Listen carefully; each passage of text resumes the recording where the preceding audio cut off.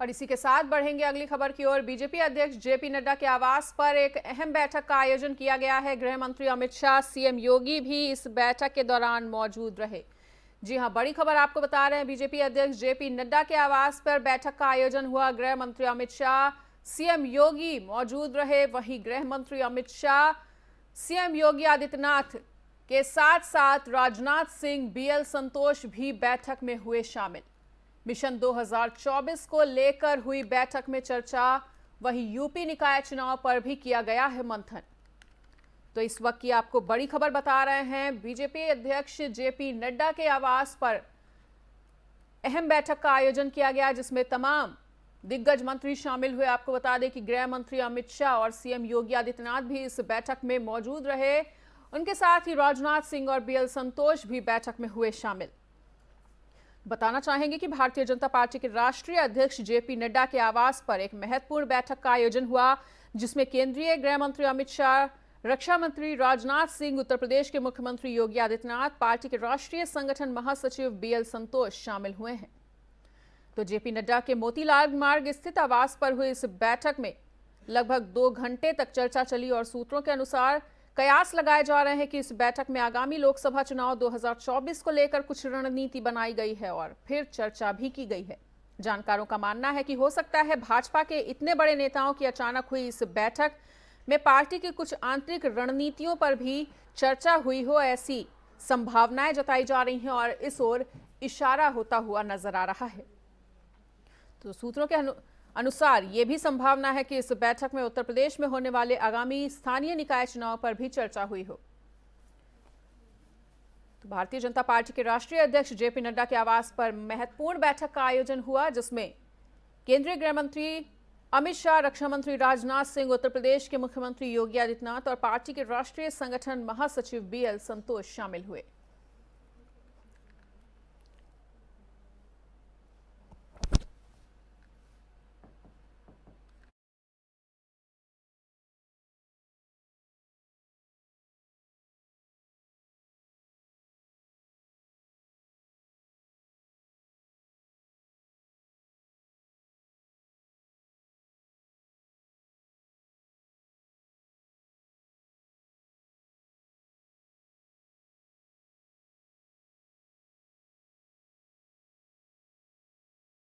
केंद्रीय कपड़ा और वाणिज्य मंत्री पीयूष गोयल काशी तमिल संगमम के आयोजन में हिस्सा लेने के लिए बुधवार को 2 दिवसीय दौरे पर वाराणसी आ रहे हैं और बुधवार को यानी आज करीब 4 बजे वाराणसी वो पहुंचेंगे और एयरपोर्ट से सीधे नमो घाट जाएंगे।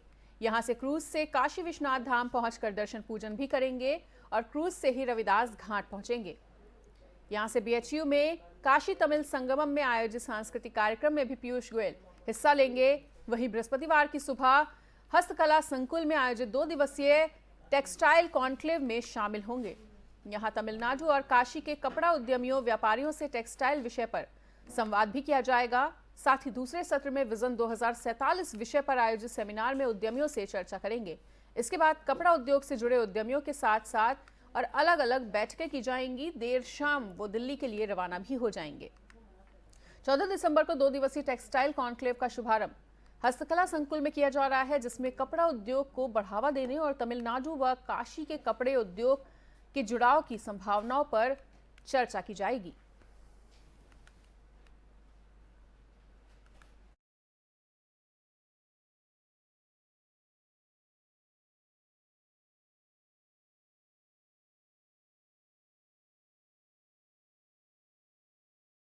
यूपी नगरीय निकाय चुनाव से बड़ी खबर सामने आई है और सूत्रों के मुताबिक यूपी में होने वाले नगरीय निकाय के चुनाव जनवरी में अब किए जाएंगे और जानकारी के मुताबिक जनवरी के पहले या दूसरे सप्ताह में चुनाव होने जा रहे हैं। और आपको यह भी बता दें कि नगर निकाय का कार्यकाल समाप्त होने पर प्रदेश के सभी जिलाधिकारियों को शासन से निर्देश जारी हुआ है। शपथ ग्रहण के बाद पहली बैठक से कार्यकाल को जोड़ा जाएगा।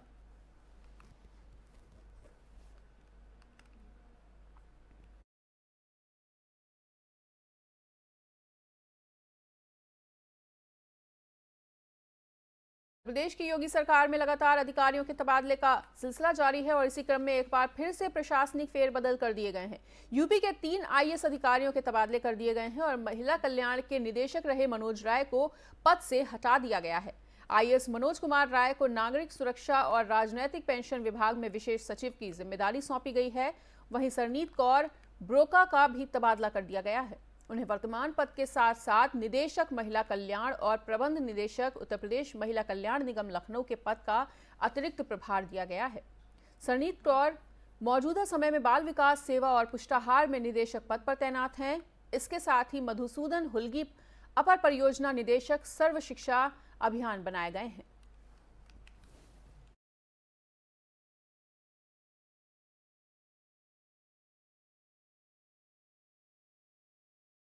कहा कि रेहरा थाना पुलिस को एक बड़ी सफलता हाथ लगी है, जहां बीती रात पुलिस टीम उझारी बुरावली मार्ग पर वाहन चेकिंग कर रही थी। इस दौरान एक मोटरसाइकिल सवार युवक और एक बच्ची उधर ही मौजूद थी। तेज गति से आता हुआ वो दिखाई दिए और पुलिस ने उसे रुकने का इशारा किया तो वो बच्ची को छोड़कर भागने लगा और पुलिस ने युवक का पीछा किया तो उसने पुलिस पर ही फायरिंग कर दी, जिसे पुलिस ने मुठभेड़ के दौरान फिलहाल अब गिरफ्तार कर लिया है। और बताना चाहेंगे कि पूरा मामला रेहरा क्षेत्र के बुरावली उझारी मार्ग का है, जहां रेहरा पुलिस सोमवार की रात को वाहन चेकिंग कर रही थी। इसी दौरान एक बाइक सवार को रोका गया और उसने बाइक पर बैठी बच्ची को छोड़कर पुलिस पर फायरिंग कर दी।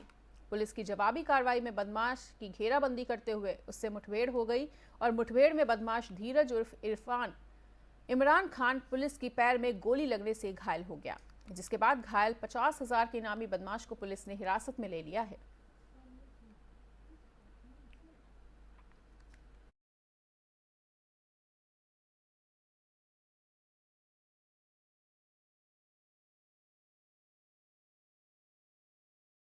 शहर के थाना पहासू इलाके के मेरठ से लूट की घटना में वांछित चल रहे बावरिया गिरोह के 15,000 के इनामी बदमाश प्रवीण के साथ पहासू पुलिस की मुठभेड़ हो गई और मुठभेड़ में दोनों तरफ से की गई राउंड फायरिंग में आपको बता दें कि बावरिया गिरोह के 15,000 के इनामी प्रवीण को गोली लग गई, जिसे बदमाश घायल हो गया और घायल अवस्था में पुलिस ने बदमाश प्रवीण को जिला अस्पताल में भर्ती कराया है।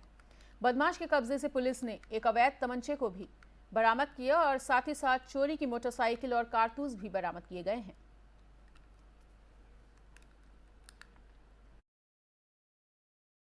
थाना पहासू जनपद बुलंदशहर द्वारा एक सराहनीय कार्य किया गया है। थाना पहासू पुलिस द्वारा आज रात्रि में संदिग्ध व्यक्ति और वाहनों की चेकिंग की जा रही थी।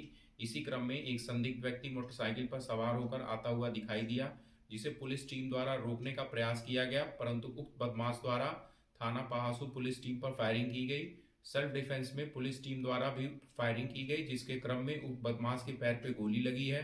प्रारंभिक पूछताछ में उक्त बदमाश ने अपना नाम प्रवीण बताया है, जो कि थाना कोतवाली नगर जनपद हापुड़ का रहने वाला है और डकैती के एक मुकदमे में वो जनपद मेरठ से वांछित भी चल रहा था। इसके ऊपर 15,000 का इनाम भी पूर्व में घोषित था। घायल जो अभियुक्त है उसे उपचार हेतु निकट के सीएससी में भेजा जा चुका है। अग्रिम विधिक कार्रवाई पुलिस द्वारा की जा रही है। थाना पहासू जनपद। इसी बीच आपको बता दें एक बड़ी खबर, लखनऊ में धारा 144 को लागू किया गया है। 10 जनवरी तक लागू रहेगी धारा 144। जी हां, लखनऊ में धारा 144 लागू की गई है, जो 10 जनवरी तक लागू रहने वाली है और आगामी त्योहारों को देखते हुए ये फैसला लिया गया है। साथ ही जिला प्रशासन ने इसके लिए आदेश जारी किए हैं। तो आपको बता दें कि क्रिसमस और नए साल के अलावा किसान संगठनों के प्रदर्शन को देखते हुए लखनऊ में धारा 144 लगाई गई है और ये धारा 10 जनवरी तक जारी रहेगी।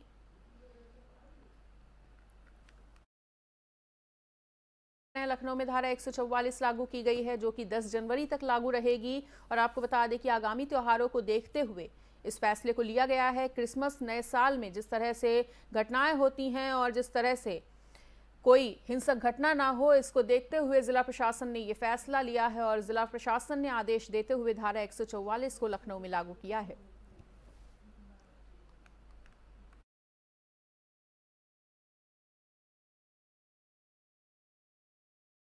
नगर में राशन से लदी पिकअप अनियंत्रित होकर बड़ी गंडक नहर में पलट गई और बताया जा रहा है कि हादसे में पिकअप चालक और अन्य लोग बाल बाल बचे। ये पूरी घटना कुशीनगर के खड्डा थाना क्षेत्र के सिसवा गोपाल रेगुलेटर बड़ी गंडक नदी की बताई जा रही है।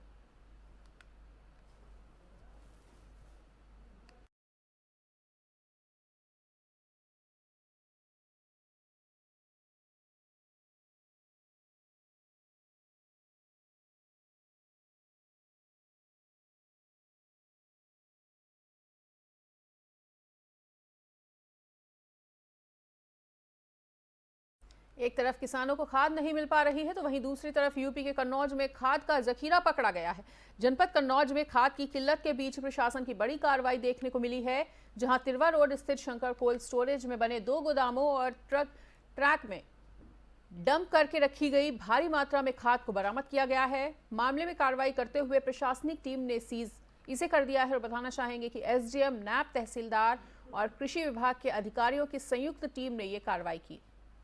बता दें कि मामले की जानकारी मिलते ही नायब तहसीलदार भूपेन विक्रम सिंह और एसडीएम की अगुवाई में टीम मौके पर पहुंची थी और उन्होंने वहां पर छापेमारी की। जानकारी के मुताबिक मौके से कोल्ड स्टोरेज में मौजूद 2 गोदामों में 800 यूरिया खाद और परिसर में मौजूद ट्रक में लदी 700 बोरी यूरिया खाद को अभिलेख न दिखाने पर सीज कर दिया गया है।